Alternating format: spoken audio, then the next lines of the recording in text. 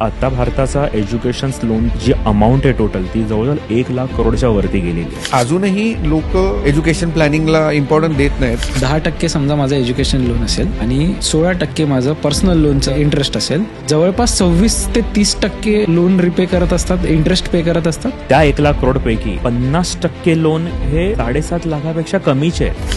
जो हात मी असा ठेवला आयुष्यभर, रिटायरमेंट नंतर असा करायला आवडेल का कुणाला? लोक खरंच मुलाच्या एज्युकेशनच्या पॉईंट ऑफ व्ह्यूने फायनान्शियल प्लॅनिंग करतात का? तर उरलेल्या अमाऊंटचं पण लोक लोनच घेतात, पण ते एज्युकेशन लोनच्या ठिकाणी पर्सनल लोन घ्यावं लागतं. मुलीचं एज्युकेशन आहे ना, मग त्याला गोल प्लॅनिंग बनवूनच ठेवायचं. हा मटका फक्त मुलीच्या एज्युकेशनच्या वेळेसच तुटणार. तुम्ही तुमच्या मुलांचं फायनान्शियल प्लॅनिंग केलंय का? Nobody is planning to fail.